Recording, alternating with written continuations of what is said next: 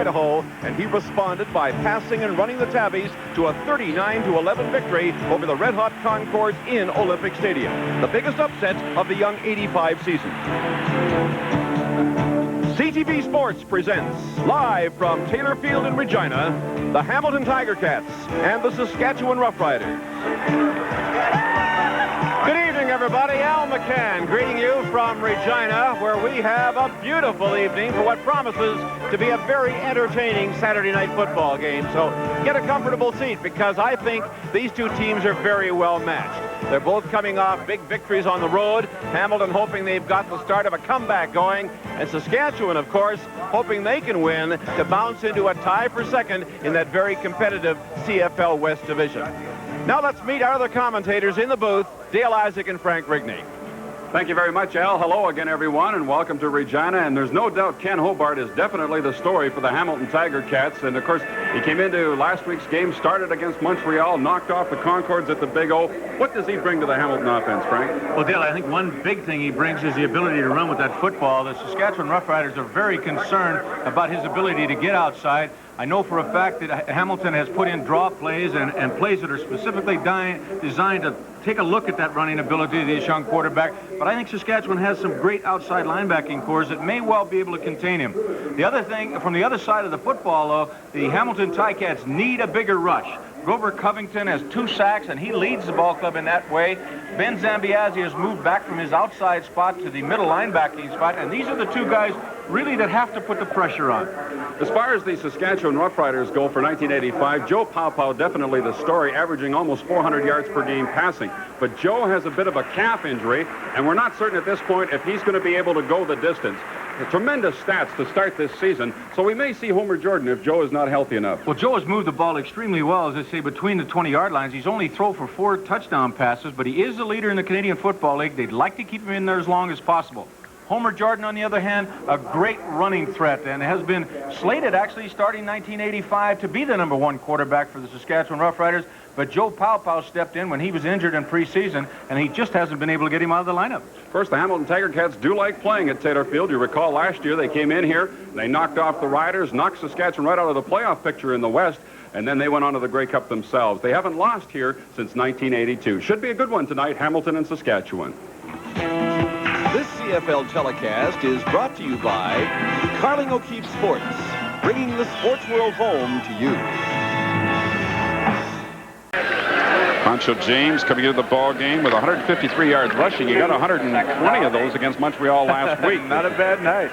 As you look at that defensive unit who has put a lot of pressure on the opposing quarterback so far. 8 sacks last week against Calgary. Hobart in a bit of trouble, and now here's his running ability. It's wide open for him. He's going to go a long way. Needs a block against Eddie Ray Walker, and he's down inside the Saskatchewan 25. Well, Dale, we talked about right before the ball game the fact that Saskatchewan wanted to contain Hobart. They also have to keep their lanes. You'll see Rick Goltz, the middle guard on the play, get driven right out to the outside and did not get back. He runs away from Kenny Lowe, number 42, and this kid can scamper. 44 yards that time for Ken Hobart. He had 59 yards rushing against Montreal last week. First down, he pitches to James, and Billy Jackson is there again to put the stop on James. Right at the line of scrimmage, which is the Saskatchewan 24. He may have lost a little bit on the play. Yeah, that's typical of what happens a lot of times when they're so concerned with containment. They expect that Cedric Kelly and Billy Jackson, 48 and 45, the linebackers, will keep Hobart on the inside, but you still got to get those people up in the middle there who are going to keep their lanes. Great run. Daryl Toussaint is the newcomer in the Riders secondary. Kenny Hinton broke the collarbone last week in Calgary. Over the middle, incomplete, intended for Wayne Lee. And he was looking directly into the sun. I'm not sure if that caused a problem for him, but it looked like a catchable ball. Yeah, that is the worst spot on the field. He looks back to the northwest here. The ball was thrown a little bit behind him, but Wayne Lee has had excellent hands. He's only had 7 receptions for 76 yards so far this year, but they say he's going to be a good one. So after the big run of 44 yards by Ken Hobart, putting it into Saskatchewan territory, they call upon Bertie Ruoff on 3rd down and about 10.5 yards to go. And Bernie will try from 32 yards out. With Jet Shepard doing the holding. It is wide to the right. This is Fran McDermott deep in the end zone, and he will give up the single point. So the Tiger Cats managed to open the scoring, but the Saskatchewan Roughriders come out of that one good, as they only allow a single on the missed field goal by Ruoff. Well, if Al is down there at field level, maybe he can give us an update on just how much those wind conditions will affect this ball game. Al, what do you think? Actually, the wind is not as much a factor as the sun is right now, Frank. You alluded to that point.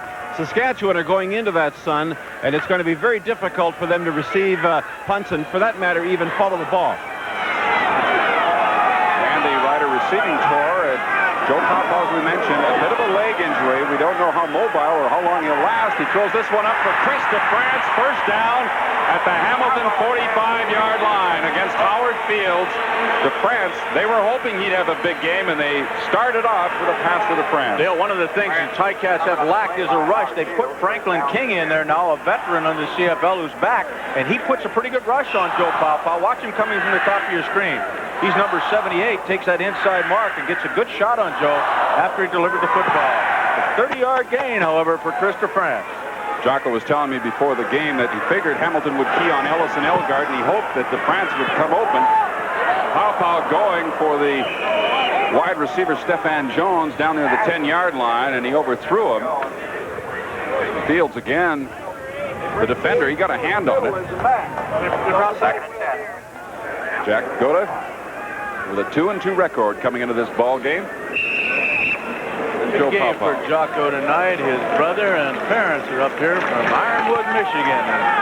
Mom and Dad, well into their 80s, still enjoy coming up to Canadian football again. Pau out of the shotgun on 2nd and 10. Oh, he threw it. It was almost picked off by Les Brown, number 15. The intended receiver is Stu Fraser, number 11. And that'll bring up 3rd down. So each offense has had one big gain so far, and then the drive has stalled. And we'll get a look at Dave Ridgway now. He'll try a field goal for Saskatchewan. Hobart on the phone for the spotters upstairs. And this will be a 52-yarder by Ridgway, and that would equal his longest of the season. Little snap, Fraser gets it pinned, and it is no good. It hit the upright and bounced back. It dead ball. So it's a 1-0 ball game in favor of the Hamilton Tiger Cats over the Saskatchewan Roughriders. We'll be back in just a moment. Bondy.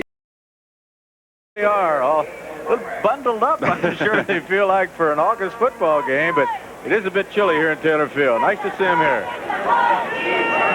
And I guess they plan to travel on up to Calgary and then on into Edmonton. They plan to be up there when Saskatchewan plays against the Eskimos on the 23rd of August. They're going to be visiting with Jocko for a few weeks now. It's first down for the Tiger Cats on their own 25-yard line. Hobart intended for Rocky DiPietro, and he was hit immediately by Darrell Toussaint, an ex-Stampeder, playing his first game with Saskatchewan. It'll be 2nd down and 10. Toussaint activated for this game with the injury to Kenny Hinton, and Eddie Ray Walker moved out to replace Hinton on the corner, and Toussaint takes over from Walker at inside halfback. 2nd down and 10, Hamilton. Inside counter. Poncho James slipped a couple of tackles, then lost the football. But the Hamilton Tiger Cats got it back, although they'll be well short of any first down yardage, and they'll have to punt the ball away. Good job by Doolin avoiding the... Oh, it wasn't Doolin either. It was number 48, Cedric Keller, avoiding the intended trap on the play. So Hamilton will have to kick it away. It's about 3rd and 6. We're just 5 minutes into this ball game, and Ticats have a 1-0 lead on a Ruoff missed field goal. You know, Frank and Dale, kind of ironic having that ball, that attempt kick hit the crossbar. Didn't we have Tom Dixon hit the crossbar in Toronto last night, too? Very ironic. Right. Here's the punt by Bernie Ruoff, pushing Fran McDermott back to his own 25.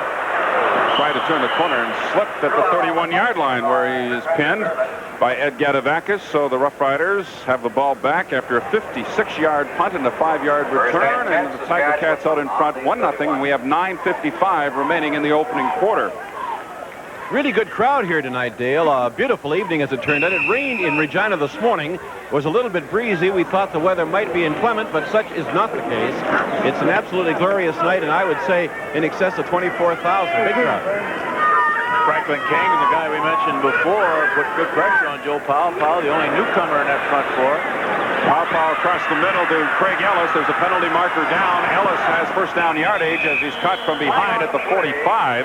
Mathis, the newcomer, a linebacker, making the tackle for the Tiger Cats. But I think Chris DeFrance went across the line of scrimmage early. Seen Ellis sneak just underneath the linebackers there as they were dropping back. I think this Mathis is going to be a good one. He's played both in the NFL and the United Football League, and he's got the mobility. Craig Ellis has been just an outstanding offensive performer in his career, both with Calgary and Saskatchewan in the CFL. First down repeated. The call is holding against Saskatchewan. Mathis, as you can see, highlighted there as a newcomer in the defensive linebacking core of the Ticats. And there's your defensive backs. And Les Brown has just got an outstanding start for the Ticats. 3 interceptions, 24 tackles, block kick. Intended receiver was Stefan Jones, and Les Brown was the defender on the play. Jones had slipped, and it goes incomplete. It'll be second down and 15. The Riders from their own 27-yard line. Al did mention that it rained earlier today. It could be in spots that this turf is a little slick.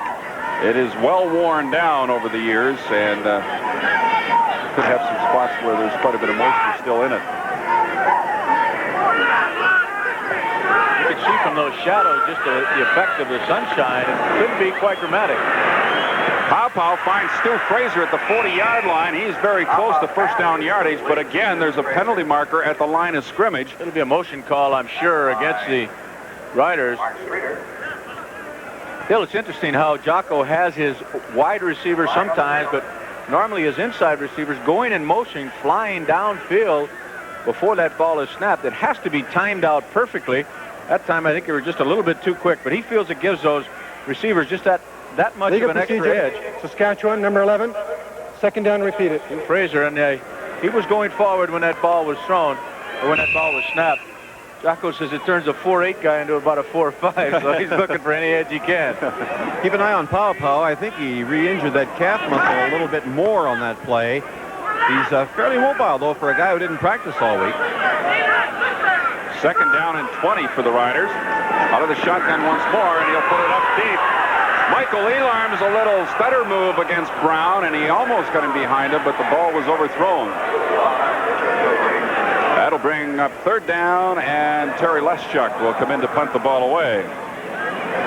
Great delayed blitz by the Ticats with Mathis. If we start this up right now, you'll see just the front four are coming at the initial instance. When you stop it right there, you'll see Mathis coming from the top. Made Joe throw that ball maybe just a little bit further than he wanted to throw it. He had hands up in his face.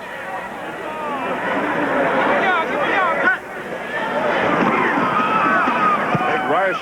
Good punt by Leschuk. From inside his own 40.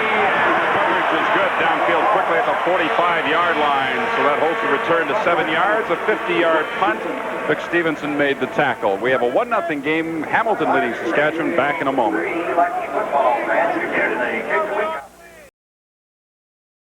Tiger Cats with the ball back for the third time. They lead it 1-0 on a single by Ruoff. Hobart, the quarterback, his second start in a row. James and Graffy in the backfield.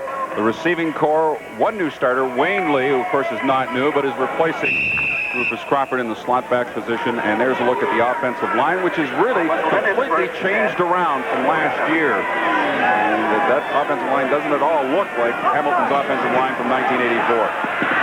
First down, Hobart just dumps it off to Graffy. Big number 32 takes it across midfield down to the Saskatchewan 51-yard line and has a first down where Eddie Lowe made the stop on number 42. First down. Well, so far, I think Hobart's shown a lot of maturity taking what they're giving him. And the big play of the ballgame, of course, so far is when he took off for that big 44-yard gain himself. Tiger Cats first down, Saskatchewan 51. Straight ahead. Hand off to Poncho James. Not a lot of running room for James so far tonight. about his third or fourth carry, and this time he picks up a couple. Carried 4 times for a total of 3 yards, -3. So it's 2nd down and 8. Hamilton at the Saskatchewan 49.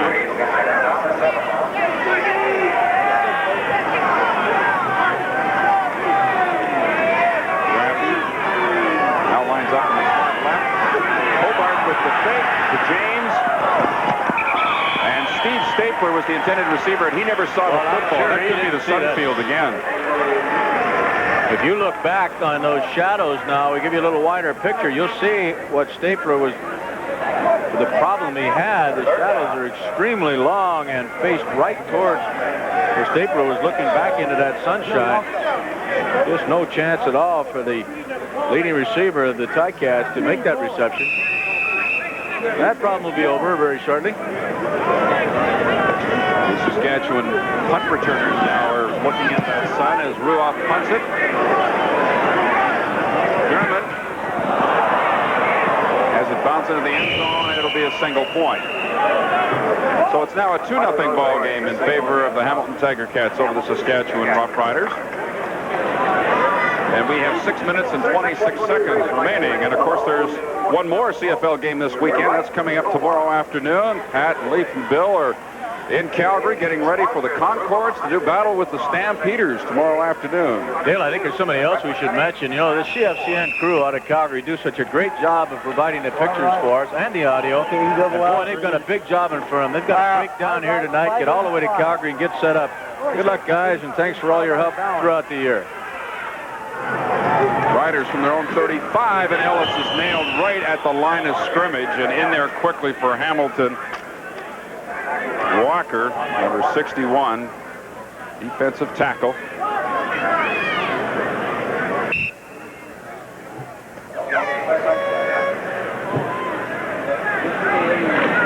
got a good front four, you know, and I think Franklin King, with the addition of King, that they should be about as good as anybody in the Eastern Division of the CFL up front.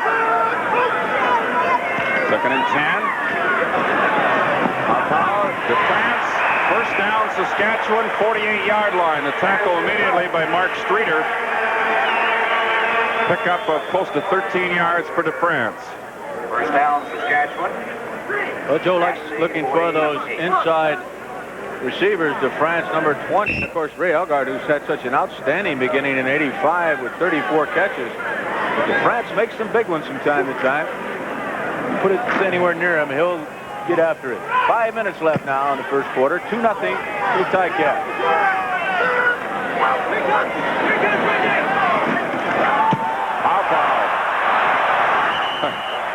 He doesn't run all that great at the best of times, and operating with a bit of a leg injury, he managed to pick up about 7 yards on the play. It was Zambiasi there to pin him just inside Hamilton territory. I think this was just so wide open. Joe felt he had to take it as nobody was up the middle. Good protection by his offensive line, which over the past couple of years has allowed the fewest sacks in the Canadian Football League. Joe does not want to take off with it very often. It's 2nd down. Over 2 yards to go. Elgard. 10-yard line. Finally stopped by Gerald Best. 44-yard gain.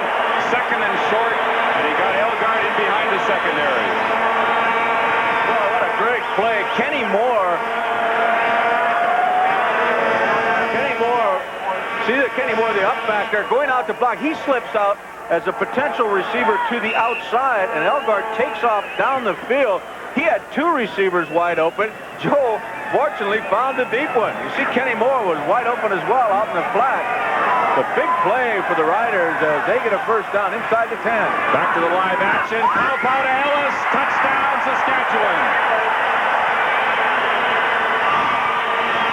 A 10-yard scoring play. The Riders go on top.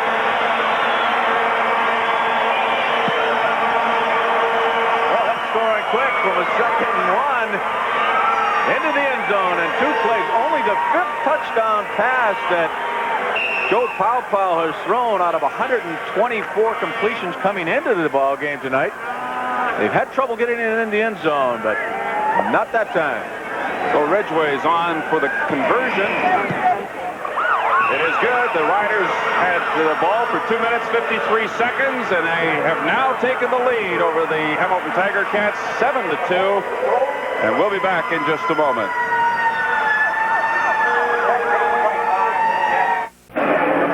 Craig Ellis with the touchdown, putting the Saskatchewan Roughriders in front of the Hamilton Tiger Cats. And for Ellis, that's his 4th touchdown of the year, but it's his first touchdown pass reception of the season. The other 3 rushing touchdowns.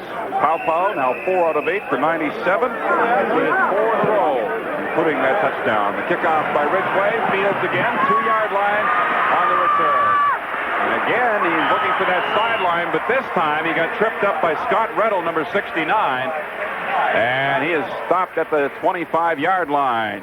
23-yard return by Fields, and you're looking at Scott Reddle, thanks to ISO man Fred Fleming. Way to go, Freddie. Number 69. Scott gets down there and just blows by a couple of people to get in on the action there. Good play. All the way down and stops him at the 25-yard line. So with 3 minutes left to go in this first quarter, that's where Hamilton will scrimmage the football. Hobart. Oh, he got away from Doolin. Quick move by Hobart, but Cedric Kelly, number 48, catches up to him. Well, Kelly's there for containment, and Lowe's coming from the inside, 42. The initial pressure by Doolin. That's why this ball club has been successful defensively when they've shut down people. Big pressure.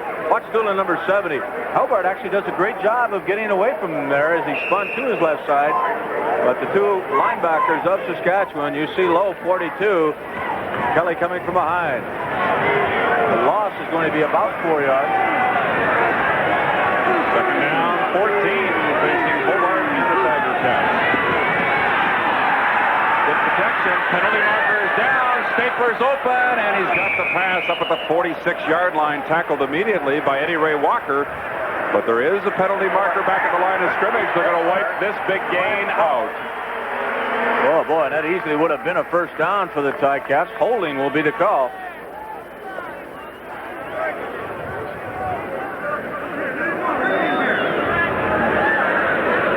Eddie Ray Walker is playing the left corner spot defensively for Saskatchewan. Terry Irvin has moved over to the right corner. Holding. Hamilton. 58. Second down. Jason Riley. Costly penalty. They could have been first down at their own 46. Instead, they're second down and about 24 yards to go back at their own 11.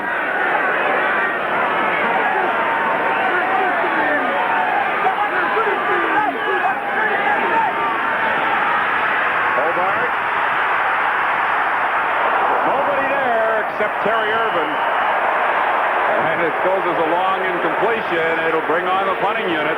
Well, they're trying desperately to get to the outside, and Cedric Kelly was really complaining that he was held. Watch Kelly now. He's number 48. His responsibility is to get out here as far as he can, make sure that that quarterback does not get to the outside. Pressure can come from the inside with Lowe, but watch Cedric Kelly, 48. He gets to the outside, and Graffy tries to stop it there. Graffy puts a pretty good block on him right there. Doolin pressured from the inside, but Kelly was complaining about being held. What's the hit by Eddie Lowe? You'll remember Turner Gill getting a shot like that right here at Taylor Field a few weeks ago. From Eddie Lowe.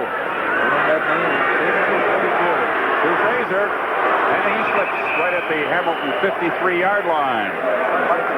Pinned immediately by David Sauvé. 43-yard punt, 4-yard return. Great field position, Saskatchewan. First down at the Hamilton 53 with 1:44 left. A lot of slipping on that field out there so far this evening. I don't think it was the rain that we had last night, but that Rider Pride emblem in the middle of the field is rather hard compared to the rest of the field. You'll watch as Stu slips on it. I believe it's right there on that mark. Yep. You commented about that before. Saskatchewan's not been able to do much about it. If they could find a way to get rid of it, I think they would have taken it off 2 years ago, but I think it's on there permanently now. Paopao just dumps it off to safety valve, Ken Moore, and he gets to near the 45-yard line of Hamilton for a pickup of close to 8 yards. Zambiazzi and Mathis were there to make the tackle. Mathis, the newcomer, of course, a 6-year pro out of Oklahoma, has NFL, USFL experience. Stapler and Hobart talking things over offensively. Kenny Moore's too big to be doing that dancing down there. At 6'4", 225 pounds, he should be running over those people downfield. Jocko loves the way Kenny Moore in the backfield neutralizes a defensive end or a linebacker. And he got out in front of Craig Ellis and led the way that time for a first down, Saskatchewan. Just a classic play with your lead back, fullback, and offensive guard coming up there. Watch more now. Freddie Fleming has it for you once again. He, along with Neil Quilter, just led Ellis up the field. And, well, that was just a perfect running offensive play for Saskatchewan and a first down. Kenny Moore has yet to run the ball from scrimmage, although he has caught 4 passes this year. Down Riders. Hamilton 40, almost picked off by Gerald Bess, who led the league last year with 12 interceptions. The pass intended for Michael Elarm, so we have a penalty marker down. It's interference, Hamilton. And it's not against Bess. It happened someplace else on the field. Well, I'll tell you, that ball should have been caught by Bess. He's had only 1 interception this year. Let's listen. Pass interference, number 36, Hamilton. First down. Don Priestner. Obviously against one of the inside receivers. Don, of course, the outside linebacker, and once again, we'll bring it back for you. Well, I don't know if that was the interference or not. Certainly triggered. Down Riders. Pass intended for Ray Elgard, a little bit behind him. And that'll bring to an end the first quarter here at Taylor Field. And the Saskatchewan Roughriders will be looking at 2nd and 10. They lead it 7-2 over the Hamilton Tiger Cats. We'll be back with the second quarter in just a... Okay, we're back at Taylor Field. Saskatchewan Roughrider fans want to say hello to some relatives in Ontario. It's 2nd and 10, Saskatchewan. The ball at the Hamilton 35. Into the middle to Denny Ferdinand, who's now into the ball game for the first time in place of Ken Moore, and he's got first down yardage. As we take a look at our Chevrolet first quarter stats, and a big edge, yardage-wise, Saskatchewan 118 yards, Hamilton net yardage 50, and Ken Hobart had 44 in one run. In the one run, that's right. They've obviously lost 2 yards running the football besides that occasion. Mitchell Price almost knocked that football down. Ferdinand made the reception, but it is a first down for Saskatchewan once again. Kenny Moore back into the ball game, 1st and 10. Penalty marker is down. Stephan Jones, end zone, touchdown, but I don't know if it's going to count. There's a penalty marker at the line of scrimmage.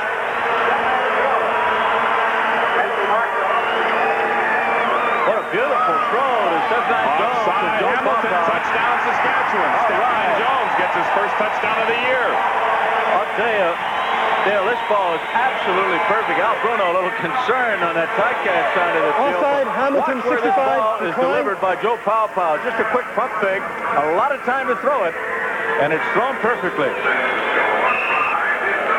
Joe, as we mentioned, had only 4 touchdown passes in the entire year going into this ball game. He's got 2 already in the first 16 minutes. Dave Ridgway converts the touchdown by Stephan Jones. 24-yard score, giving the Saskatchewan Roughriders a 14-2 lead over the Hamilton Tiger Cats. A drive that started in the first quarter, and the Riders took 2 minutes and 44 seconds to put it in the end zone. You know, Al, we were talking to Jack Otta before the football game, and he said that he really needed to get Homer Jordan in the ball game more often, but the way Joe is going, I don't know if we're going to see much of him.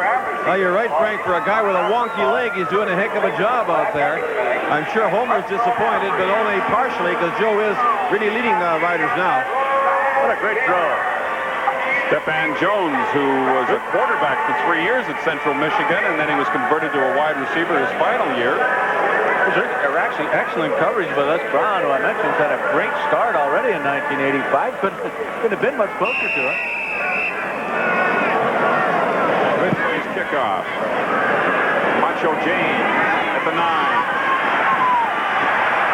Great move to get past Darrell Toussaint, and then is bounced out of bounds by Robert Reed, number 19, at the 28-yard line. So it's a return of 19 yards. Robert Reed gets congratulated after putting the hit on Poncho James. And watch the hit. That'll get him out of bounds. So the Tiger Cats trailing by 12 are 1st and 10 from their own 28. Robert Reed pleased with himself. Second-year man on the Simon Fraser. Poncho James on the draw. Billy Jackson and Eddie Lowe stack it up at about the 32.5-yard line. Has a gain of close to 5 on the play. We'll give them 4, 2nd down and 6. Well, James tries to cheat out a little wider on this play. You can see it coming because Hobart rolls out there trying to do this, just kind of a little counter action coming back this way, just to buy a little more time for Hobart when he does not give him the ball and rolls out that way. It has not been effective so far. Linebackers have stayed at home pretty good for Saskatchewan.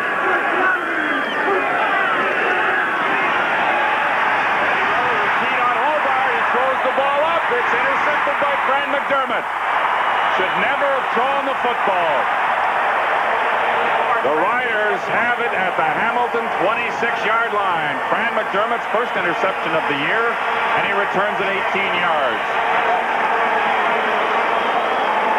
You're absolutely right, Dale. Watch the pressure by Lowe, number 42. The youngster is under the grass when he lets go of the football. He's being spun around and throws it up for grab.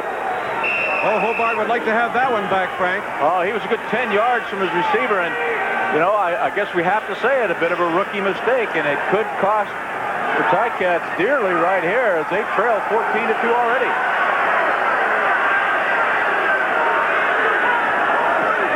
First down, Saskatchewan from the 26. Pawpaw going into the end zone for Stephan Jones, a little too far. Jones had tried to drive Brown inside and then head back to the corner. Timing just a little bit off on that one. It'll be 2nd down and 10. Jocko very pleased with what's happening out there, obviously.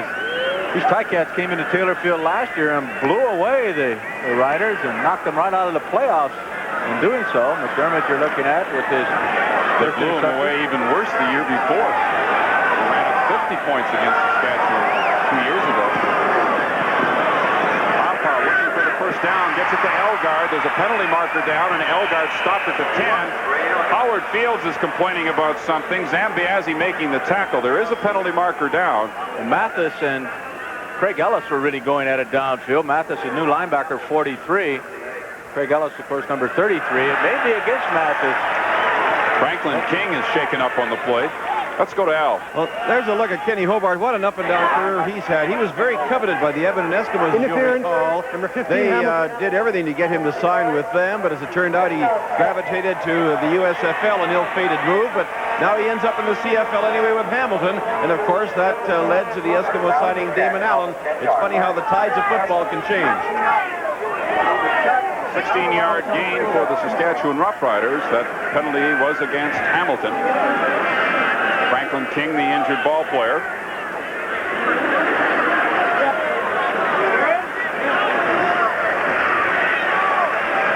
Okay, King is back up. His first game with Hamilton. I just want to remind you of the big game next Friday night on CTV. Toronto Argonauts, the Montreal Concords, the Big O. First place on the line in that one in the Eastern Division. Pat Marsden, Luke Pedersen, and Bill Stevenson will bring you that one. Across the country on Friday Night Football. And the end zone over the head of the intended receiver, Ray Elgard. First down for the Riders at the 10-yard line. Joe very upset with himself because Elgard was wide open for that throw, and Joe overthrew him rather badly. Franklin King's injury was only turf toe. Another complaint about the artificial turf. He banged his foot, and of course your toe jams into your shoe and gives you a little discomfort, but he'll be back. Looks like Stu Fraser, number 11, came in with a play from the bench, replacing Chris DeFrance for the 2nd down play from the 10-yard line. Riders trying to put it in the end zone and take advantage of the interception by Fran McDermott. Pawpaw gets outside, then throws an interception reception to Paul Bennett, and he could take it all the way back. Paul is going to go 110 yards. Nobody is going to catch him. The leading punt returner in the history of Canadian football has got one of the biggest interception returns for a major in the history of the game. That is not a record, but it is very, very good play by the veteran Paul Bennett. 9 years in the Canadian Football League. A lot of people thought he was washed up when Al Bruno gave him a chance, and Joe Paopao delivered it right to the veteran safety, looking for Ray Elgart right at the goal line. And Bennett goes 110 yards to change the complexion of this ball game around completely. His second interception of the year. Paopao throwing it into a crowd. There were 3 Tiger Cats around Ray Elgart right at the goal line. Bennett returns it for the major. Courtney Ruoff in to convert the touchdown, and boy, how quickly things turn around. It is now Saskatchewan 14, Hamilton 9. And we'll be back. We have 11 minutes and 11 seconds remaining in the second quarter, and a 109-yard interception return by Paul Bennett for a touchdown for Hamilton. This is our CFL poll for tonight. The question, should more Canadians... Oh, I'm sorry. This is the response to last night's call. Poll, should more Canadians be added to the roster? Of course, overwhelmingly in favor of that. Tonight's question, should the penalty for no yards be more severe? We'll get back to that in just a moment. Here's the kickoff by the Hamilton Tiger Cats, and Michael Elarms on the return. Penalty marker is down, and Elarms is into Hamilton territory to about the 53-yard line. Steve Jackson and Rocky DiPietro making the tackle. A return of 46 yards. Denny Ferdinand on the return, number 30, not Michael Elarms, instead of 80. Ferdinand has not played that much in this ball game, mostly on specialty teams, but I think we're going to have a blocking infraction against the Riders. They're going to bring the ball all the way back to the 25-yard line, as they had put the Riders in excellent field position. Oh, the infraction apparently occurred at the 25-yard line, so the Riders will go all the way back to their 15. Let's listen. Legal block, number 11, Saskatchewan. First down. Stu Fraser. All right, let's get back to our question for tonight. Should the penalty for no yards be more severe? The numbers to call. Bill, I think the reason for the question is should the punt receiver be protected more? And that's the easiest way to protect it. Joe Paopao on first down. Threw it away. Being pursued by Mitchell Price, and there was nobody near the ball when Paopao was hit. Great block by Ken Moore. If we start that up right now, you'll see big number 74 cracking down from the outside. Stop it right there. There's Moore, and he gave Paopao a lot of time to throw the football. And by the way, on that interception return, it was ruled officially 109 yards for Paul Bennett. That is not anywhere close to a record. Neil Beaumont set the record for the BC Lions, 120 yards on an interception return, but regardless of that, Al Bruno and the Hamilton Tiger Cats are quite happy with Paul Bennett and his 109-yarder. Paopao steps up, dumps it off to Craig Ellis, made a couple of nice moves, and picked up about 8 yards on the play. Franklin King finally got back there to stop him. He's short of the first down, and the punting unit will come on for Saskatchewan. Frank Bennett's run back might not be a record, but it's a heck of an average. That's right. Paul had one interception coming into tonight, so I don't know what he returned that one, Al, but I guarantee it wasn't that far. Good hustle by King to get back there and stop that play for less than a first down. Cats right back in this ball game with 10 minutes remaining in the first half. Punt by Terry Leschuk, taken by Wayne Lee. They reverse to Les Brown. He just got the handoff to Brown before Ray Elgart hit Wayne Lee, and Brown is still going.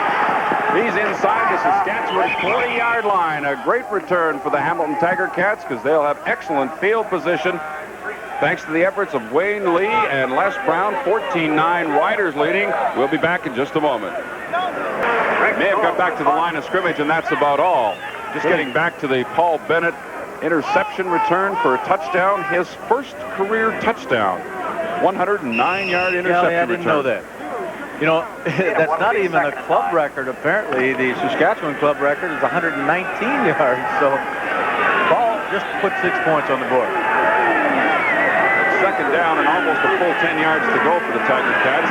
With a swing pass, that ball looked like it could have been a lateral. There's a penalty marker down anyway, intended for Poncho James.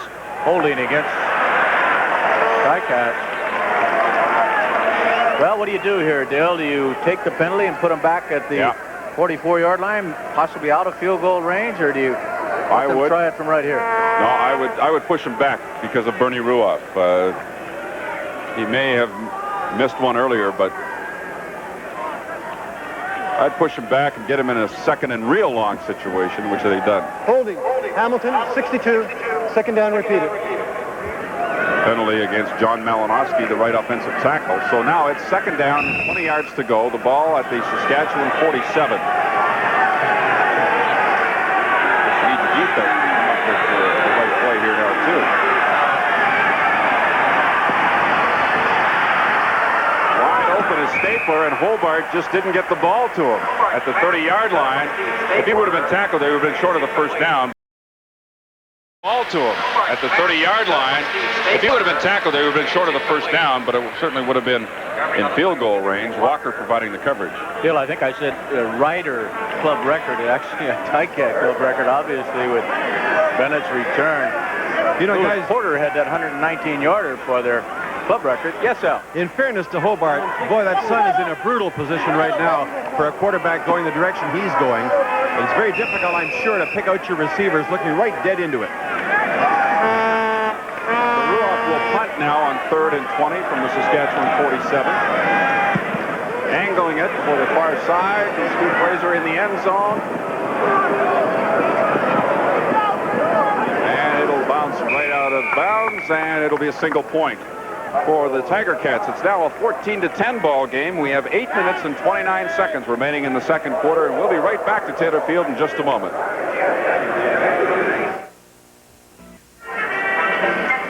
4-point lead for the Riders over the Tiger Cats. Saskatchewan with the football, and of course Paul Bennett's 109-yard interception return for a touchdown gives him an edge, and the defensive Game Star nominees, and of course we'll have the offensive and defensive Carling O'Keefe Game Stars at the conclusion of tonight's contest.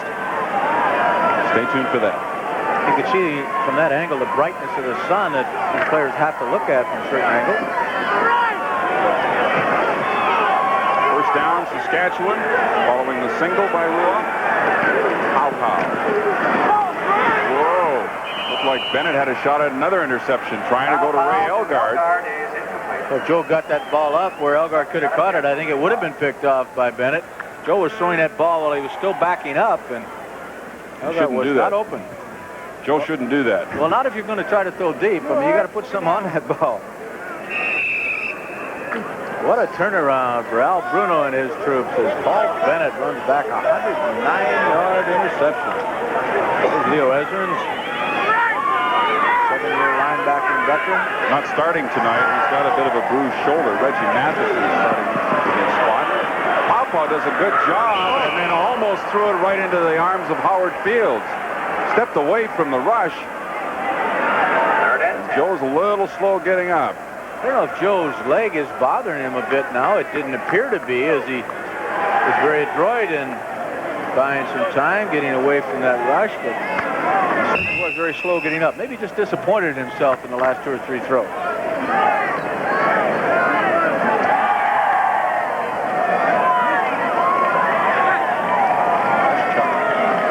Much healthier punting average in the last 2 ball games. Howard Fields from the 30-yard line, and there's an opening right up the middle. Finally, Robert Reed got over there to bring down Fields at the Hamilton 54-yard line. So Hamilton has had a couple of good runbacks here in the first half. This one was 26 yards. It's a little unusual, too, against the Riders specialty teams. They do a good job normally. 7:25 remains now in this first half. It's a 14-0 lead by the hometown Saskatchewan Roughriders here at Taylor Field.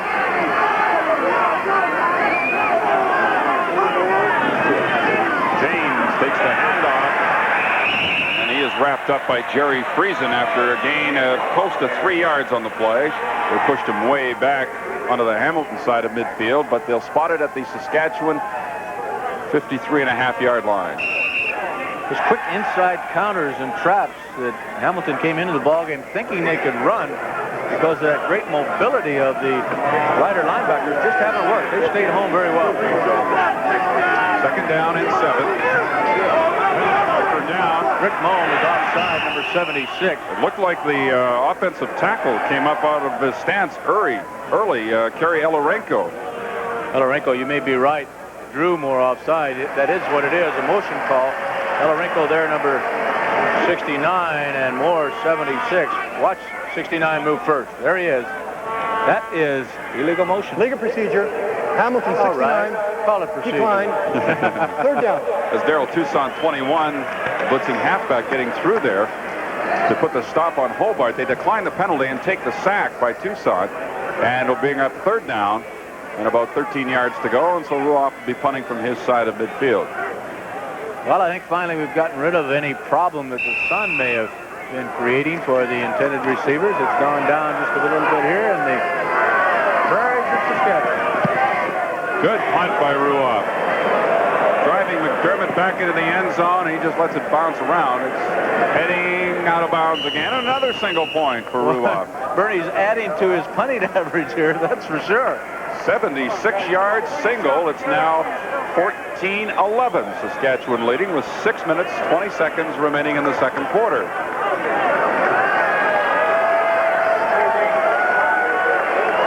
One thing about Bernie Ruoff, he's an amazing guy. He disdains the kicking net that almost all the other kickers use. He just goes out and does his job. Homer Jordan is now in at quarterback for the Saskatchewan Roughriders. Bernie, they were talking about him in the local paper here, Dale, and somebody accused him of being a bit of a flake. He said, no, I'm not a flake. I'm just a bit of a loner because I got to practice alone. But flake, no way. Homer Jordan's going to get his first real serious action of the 1985 season, and he threw at the last second to Chris DeFrance. It goes incomplete. Streeter providing the coverage on DeFrance. Pressure from up front, Mathis. Good pass, actually. DeFrance had a chance to catch that one. Mathis did put on good pressure. He shows a great mobility. His first game in there for the Ticats. He's number 43 at that linebacking spot. Last play with the New Orleans Saints.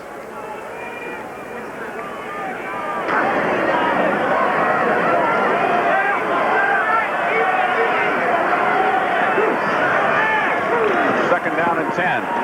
Jordan throws complete to Michael Elarms. He's got speed if he can get into open territory. He's got a first down anyway. He's at the Hamilton 54. A pickup of 19 yards. Oh, boy, did he work with that football once he made that reception. Best made the tackle. Good pressure once again on Jordan. He dumped the ball off just at the last moment. As you look at Joe Pow, I don't think any question that he could come back into this football game, but he was running into a bit of a bad time there for a moment. So with 5 minutes remaining in the first half, Homer Jordan has come in for the Riders. Pow out of the ball game right now. Completed 9 out of 20. Craig Ellis, and he stopped right at the line of scrimmage. Ben Zambiazzi and Mathis were both there. Dale, for an update on Joe Pow, he is having discomfort with that calf muscle again, and they've decided to rest him for the rest of this half and then take a look at how things stand going into the second half. And of course, it'll be determined probably by how Homer Jordan performs.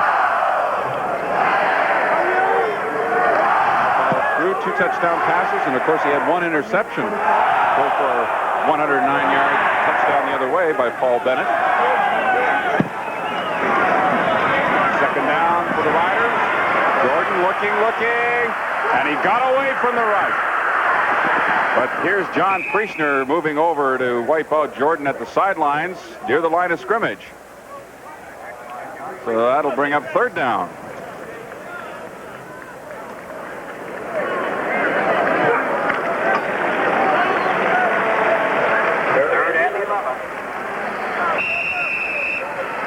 Pressure on Jordan. He gets the ball just to midfield, so with 4 minutes left in this first half, Saskatchewan will have to kick it away once again.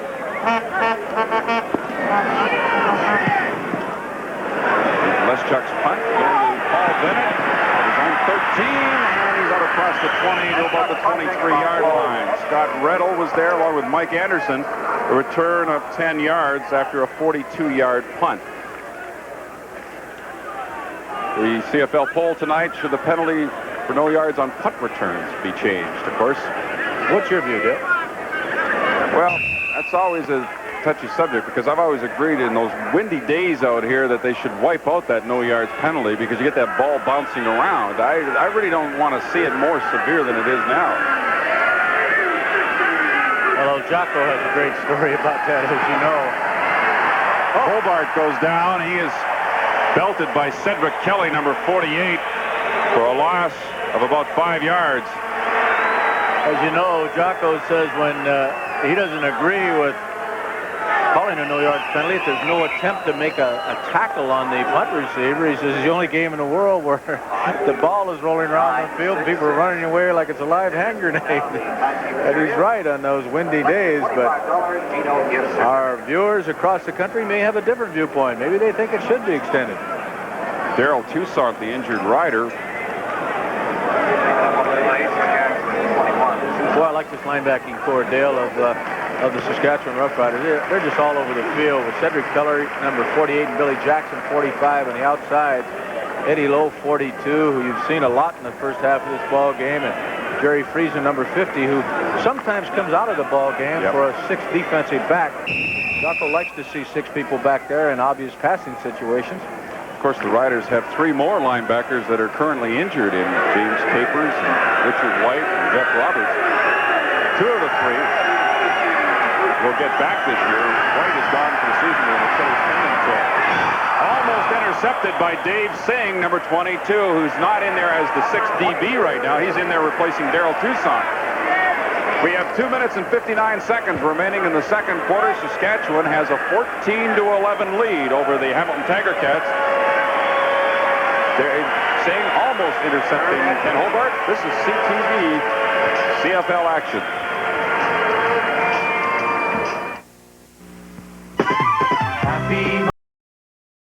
Oh, I just thought it was a good time to call my friends and save.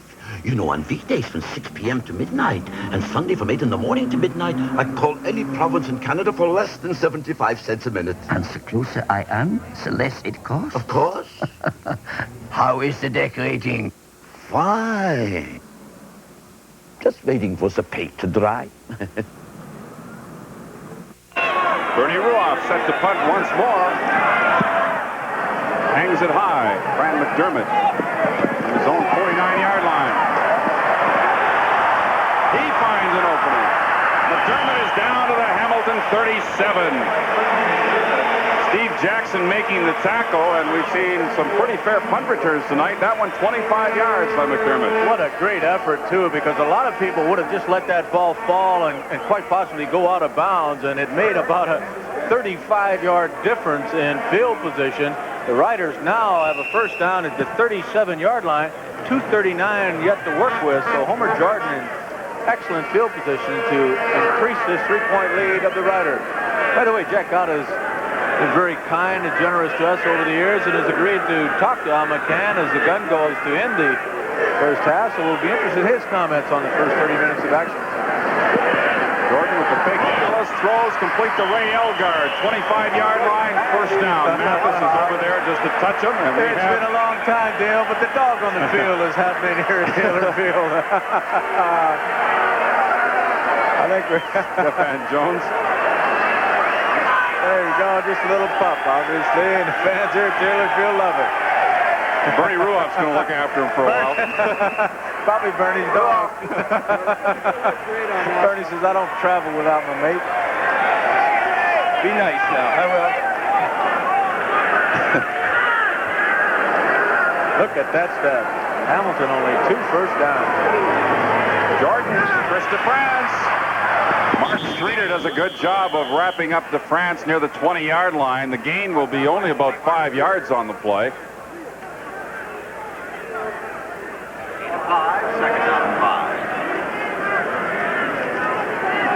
DeFrance with 3 catches tonight. I believe that puts him ahead of Joey Walters on the Rough Rider club list for career receptions. One pass ahead of Joey Walters. who was another pretty fair inside receiver in his day with the Riders. Second down and 5. Jordan in trouble, and he won't get back to the line of scrimmage.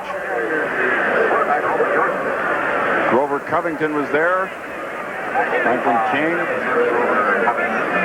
A little surprised Homer going for it all right there because he had a lot of time. He needed only to pick up 5 yards for a first down. In fact, probably 3.5 or 4 yards. They would have went for it on third down.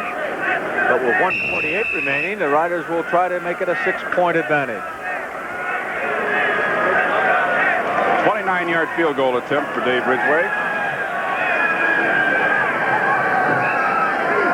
Stu Frazier doing the holding. Kick by Ridgway is wide to the left, goes through the end zone for a single point. David's taking another look at that. What did I do wrong this time? He hasn't missed that many this year, but the single point gives the Riders a 4-point lead over Hamilton with 1.5 minutes remaining until halftime. Not happy. Dale, Darrell Toussaint will probably not go back in until the second half. He banged up his hip a little. They're applying some ice to the defensive back's hip. So there'll probably be a replacement in the defensive secondary for Saskatchewan here. Dave Singh, number 22, replacing Darrell Toussaint. First down, Tiger Cats from their own 35. Hobart going deep. Stapler is open, and he threw it just a touch too far. Boy, Stapler had got in behind Henry Walker and had a good lead on him. I'll tell you, Hobart's got an arm on him, too. I think that ball traveled over 65 yards. 62.5 for 3 would have been better. Just missed it.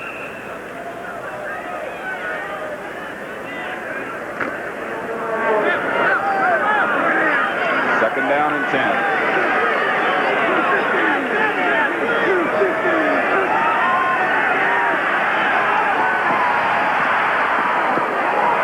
Going deep for Stapler again, this time down the middle. And again, he throws it over the intended receiver's head. This time by a long shot. Really airing it out with still plenty of time left.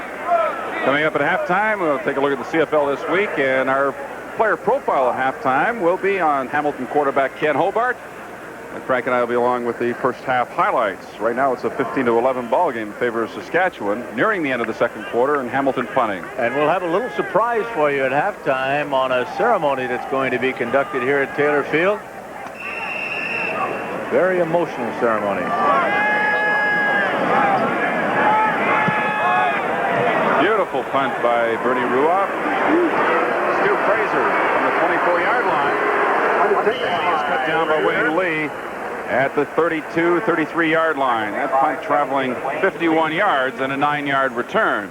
The Riders back on offense with 1:06 remaining in the second quarter. Well, do you sit on it or not, Del? 1:06. Got time to move down there, maybe at least pick up a field goal and have a inverted touchdown margin going in. Let's see what Jocko decides to do. Homer Jordan, of course, is in at quarterback, and this is a situation that Joe Paupow has been very effective in as a hurry-up type of offense. Of course, Joe on the sidelines at the moment. Up to Homer Jordan to try and move them downfield. Dumps it off to Craig Ellis. He gets a block. He's got room to run. Ellis at the 45-yard line. Howard Fields and Zambiazzi team up to bring him down. And I believe it was Michael Elarms who sprung him. Elarms is exactly the right call, Dale. He was over here at the sideline about the 50-yard line. Watch him, number 80, as he cracks back to the inside, gets an excellent block to allow Ellis to pick up that 33-yard gain. You're coming to your screen right here. Right there. Good block. First down at Hamilton's 45. 45 seconds now.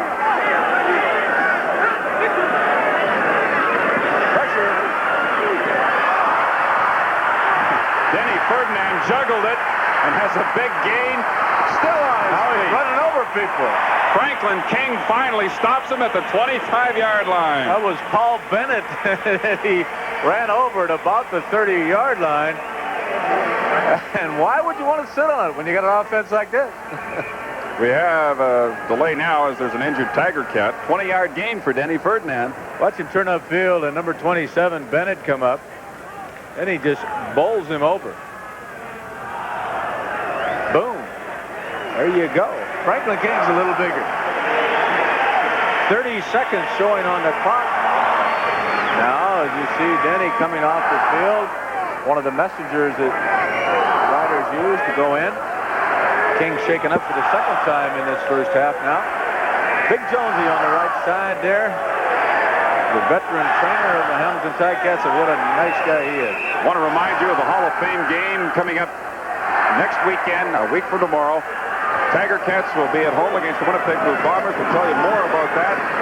Right now, it's Homer Jordan putting it up deep for Stephan Jones, and he's out of bounds with it. Bumping all the way down the sidelines with Les Brown. It goes as a long incompletion. Second down and 10 with 16 seconds left. Did he actually catch that football? I know it was out of bounds, but that had to be an incredible catch. Oh, he brought it back with one hand. You got to do that inside the field. That's a great athletic effort. Second down now from the 25.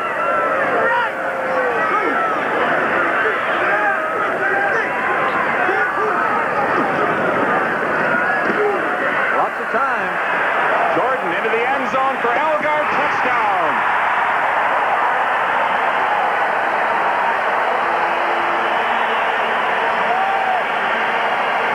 Good throw by Homer Jordan and a 24-yard score. And Ray Elgard picks up his third touchdown of the season. The Riders had the ball for 56 seconds and moved it in for the major.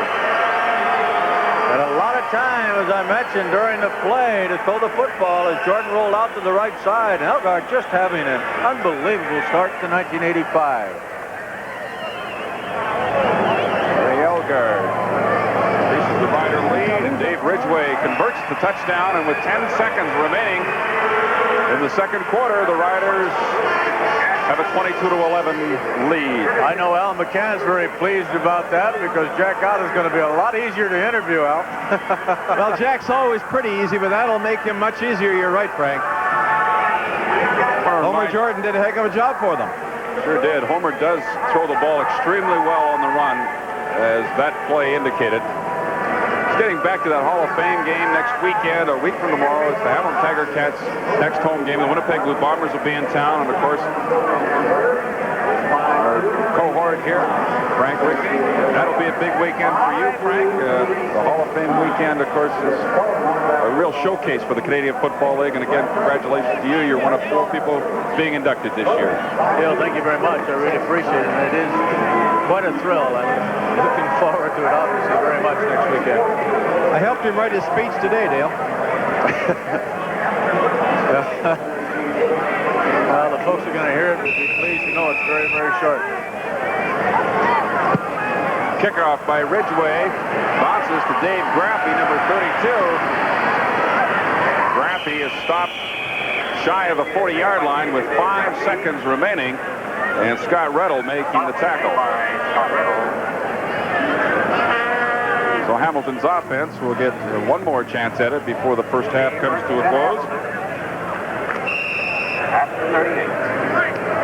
Ken Hobart, in the last series, was trying to air it out. And he overthrew Steve Stapler deep on 2 consecutive attempts. And he'll just ground it. Finish off the first half by doing that one more time. Joe Paopao, 2 touchdown passes, and Homer Jordan has thrown a touchdown pass since replacing Paopao. Touchdown for Hamilton on a 109-yard interception return by Paul Bennett. Hobart grounds it again, and that's going to do it for the first half here at Taylor Field in Regina, with the hometown Roughriders heading to the locker room with a 22-11 lead over the Hamilton Tiger Cats. Well, I've got Coach Jack Goda with me. Jack, you've got to be really pleased, particularly with the way that first half ended. It's always nice to score just before you go in the room. Yeah, we're playing so doggone hard. You know, if we don't self-destruct, like that was a 14-point play, we're going in, and Bennett makes a heck of a play and runs whatever, 100 miles for the intercept and a touchdown and everything like that. But our guys are playing hard. If they just keep this up in the second half, then we could come out, you know, on the long end of things. You know, you surprised a lot of people, Coach, the way you utilized your quarterbacks tonight. Joe's been down most of the week. You've been using a homer. So you start Joe. I thought he did a heck of a job for you in the early part. Yeah, Joe's hot, too. In other words, we just felt that the foot skills of Homer are so important right now. We felt that we could get outside, or their contained guys sometimes go way upfield that Homer can dart underneath that, like he did on the touchdown pass there. He just started up and he had a lot of time to throw the football. So we got two good quarterbacks. You're getting a few nicks, I noticed, but nothing too serious. And Toussaint was nicked a little bit, but he'll be back, I'm sure, too. I would hope so in the second half. We need all the guns we can get. We always do. Well, I'll tell you, they're an interesting football team, Hamilton. You can't take them lightly. This Hobart kid can move with the football. No, they're a good football team, and I think that our guys that are playing well remember what happened to these guys here a year ago, and Hamilton just came in and crunched the Riders, you know. So our guys are cranked up and they're playing hard, and the second half, of course, what it's always all about. You know? Nice to have your family here. I know they're in from Michigan, your dad and your mom and your brother. They drove out. They're getting a great game on a beautiful evening. Yeah, my dad's going to be 84 next week, and he still loves football, and he drives hundreds of miles to see games. That's great. Jack, really, you got to be happy the way it's gone so far. You got a real competitive football team. No, we have. That's all we're asking. In other words, just hang in there and stay in the race with the rest of the guys in the West. And it's a heck of a race that we have to stay in. I know you want to talk to your guys, so get on in there. Thanks for dropping by. Jack Goda, and of course it's 22-11, and Jack Goda's getting a big hand as he goes off the field. I'll tell you, it's kind of nice to see a guy having fun and also, so far, winning. Okay, it's 22-11 here at Taylor Field. The CFL. Good evening, everyone. Two games to highlight for you this evening, both featuring the East against the West. Last night, it was Edmonton and Toronto. The night before, Ottawa was in Winnipeg. And the fans there finally get a chance to see their Bombers look like defending champions. Willard Reeves powers them to a big win, 200 yards rushing, and 3 touchdowns all in the first half, including this 68-yard gallop, 35-8 at the intermission.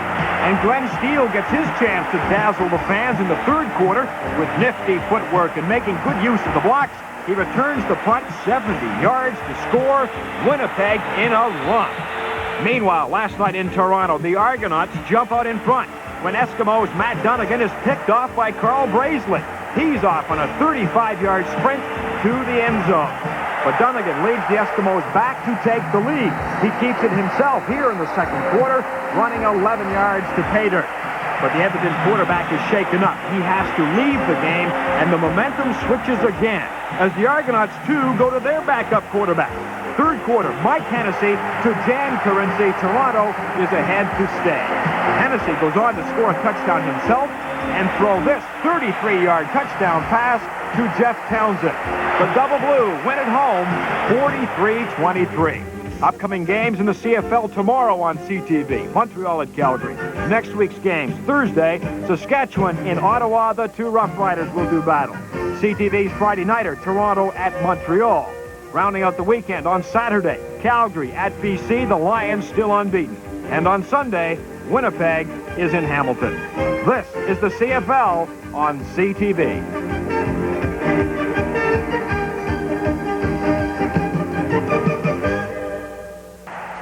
It's no secret in the CFL that the Tiger Cats have suffered at quarterback since the departure of Dieter Brock. But just maybe, the Tabbies have now found the man they've been looking for.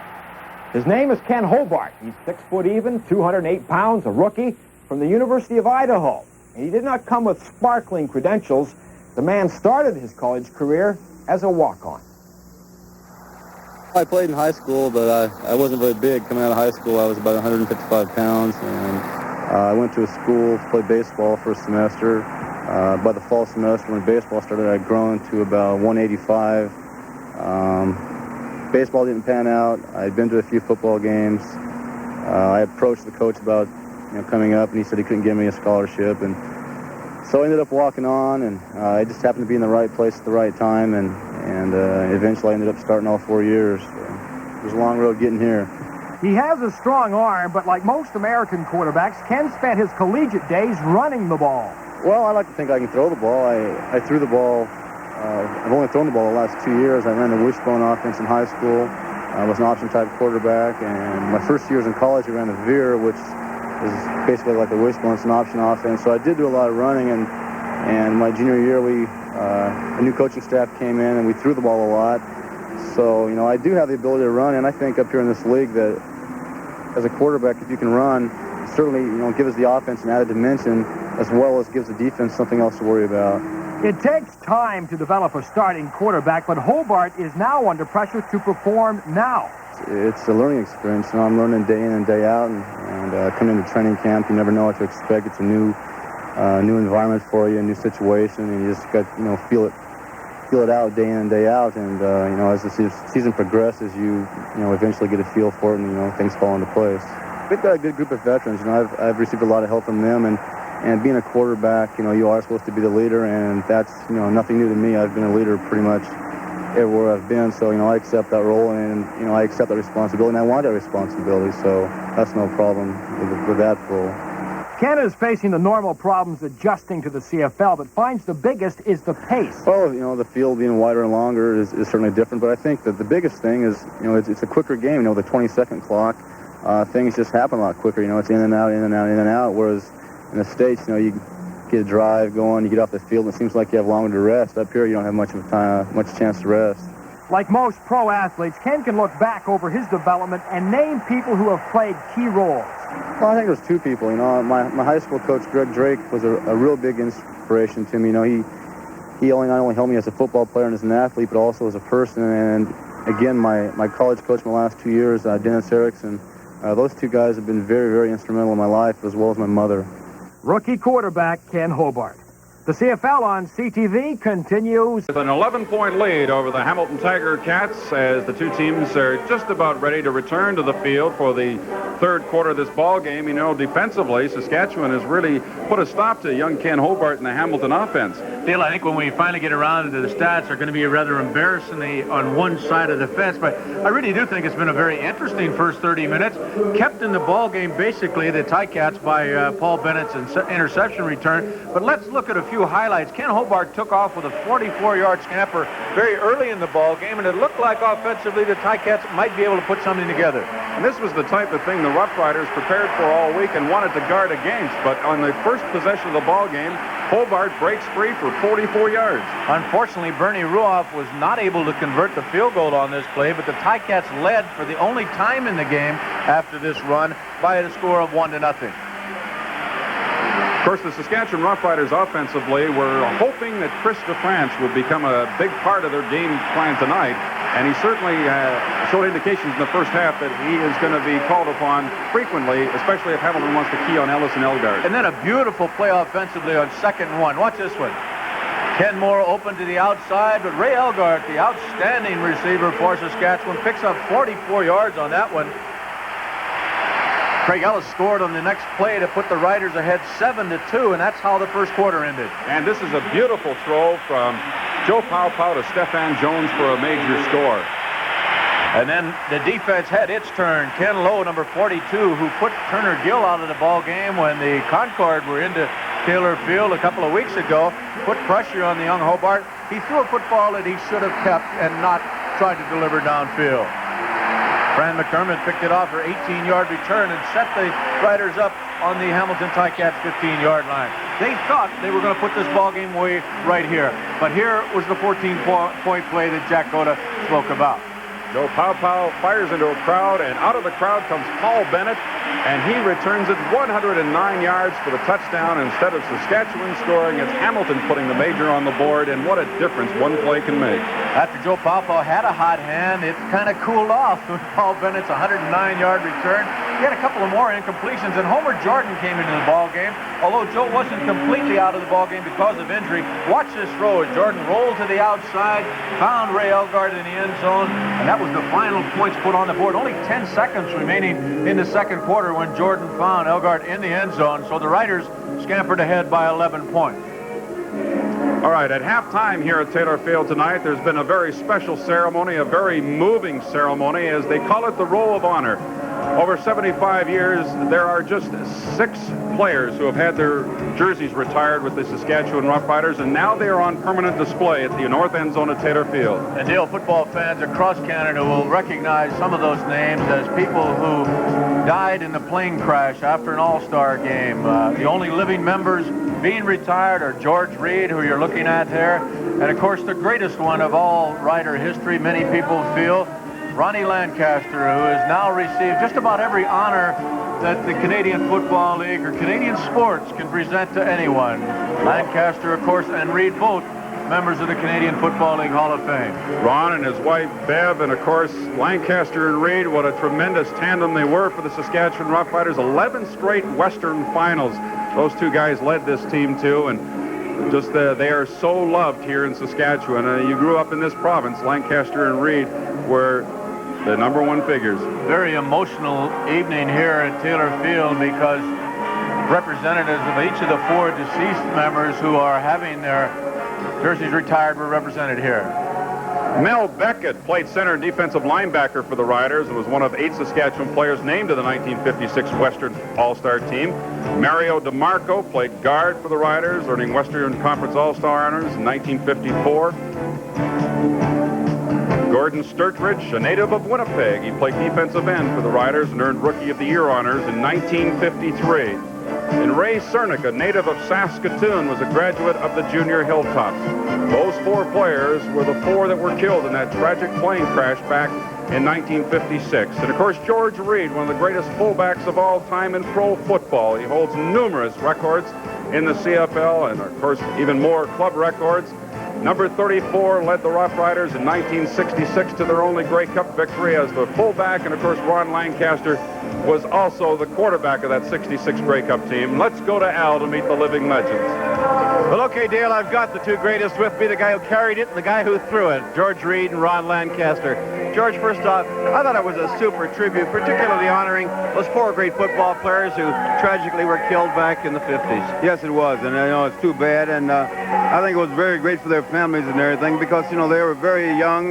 Some of them maybe not even been born when they went down, and I think it was a great tribute to them. You've had a lot of great moments in this park, George. This has got to be just one of them, eh? Oh, this was a great moment. I enjoyed being there with this little short fat guy here on my right and everything. And, of course, we had many enjoyable days here, and it's nice to come back. Ronnie, come on in here and tell me about your feelings when you saw that number 23 go up. You know, there really isn't a whole lot to say. You know, it's something that nobody ever expects. And, you know, we had a lot of great years playing football here for a lot of great people. And I don't think anybody enjoyed it more than George and myself. Jack Goda just went by and said, I had the honor of playing with both you guys and coaching both you guys. And he did a great job as a coach. He was a great player. We know that. He's exactly right. What's this now? You got something else coming up at the end of the month, Ron? Yeah, we have our 75th year anniversary here with the Saskatchewan Roughriders. There's a big reunion here, and they're going to announce their all 75-year team, and we're looking forward. There's some guys coming back that we had the opportunity to play with, like Roger Gorey and people like that we played with a long time, Clyde Brock, and I don't know who else, George, but they're all coming, and we're looking forward to it. Well, we got guys like Ray Purton, and, you know, and I think it's going to be a great thing because 75 years in the province here, and I think that with a lot of these guys coming back, and I would imagine we're going to have about 150 guys, and we're looking forward to it. Sounds great. Thanks for dropping by, George and Ronnie. Congratulations. Thank you, Al. I want to take this opportunity to congratulate Frank Rigney. He's joining the CFL Hall of Fame next week. Very richly deserved. That's great. Thank you, Ronnie. See you, George. Okay, we're ready for the kickoff. Let's go upstairs.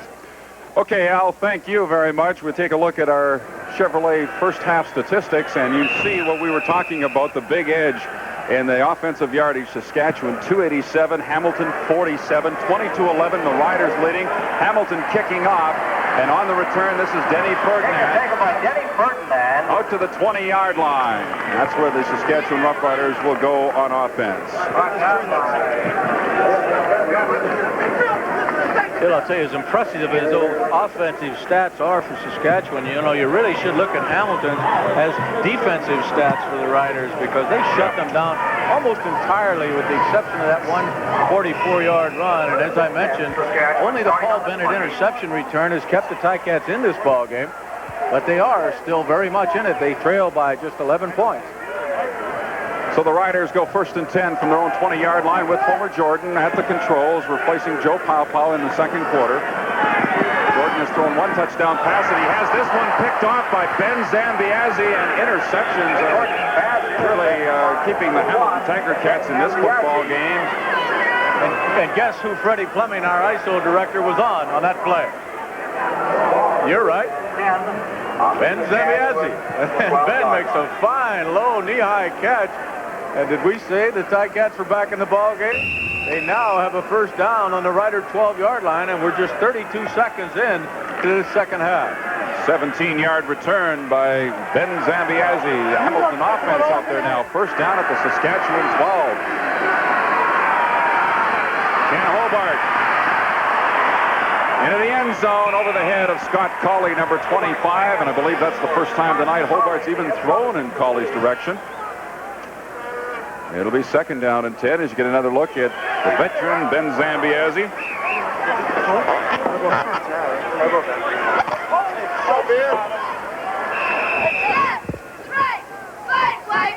Second and 10 now for the young Ticat quarterback, and he just would like to get this one again. He sure would. He'd like to complete a pass. He's only completed one in the ball game. Hobart. It's dropped by Rocky DiPietro at the 1-yard line. Can't fault the quarterback at all on that one. Well, probably the most dependable receiver in recent years, Rocky DiPietro for the Ticats. Drops one they absolutely needed. Hobart has not completed a pass since he connected with Dave Graffey in the first quarter. So now Bernie Ruoff with a 19-yard field goal attempt.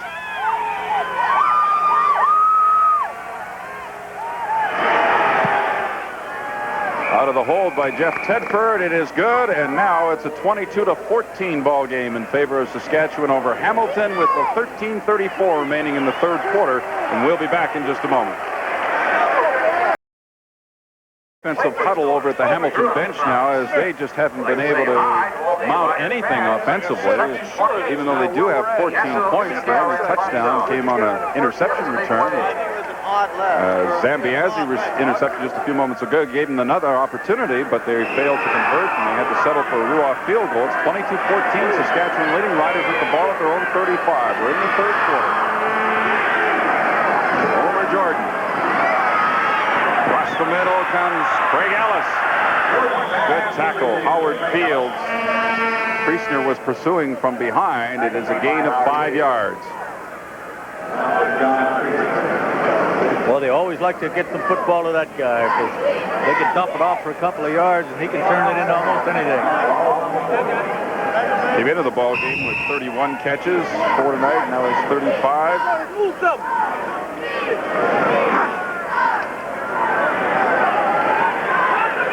Second down and 5.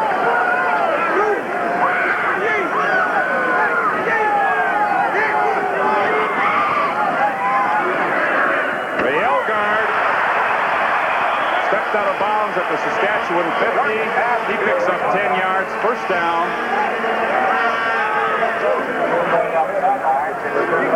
There's an advantage to having that big size, 6'3", 225. You just get rid of those little defensive backs.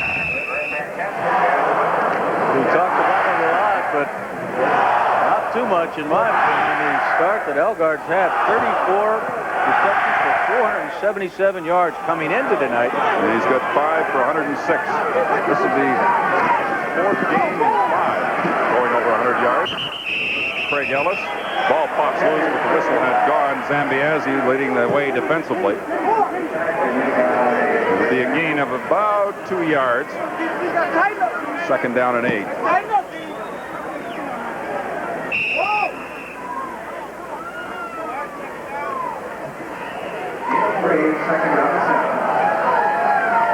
Penalty now is 10 yards. Should they increase it? Are you asking me, or are you asking me? I already did that.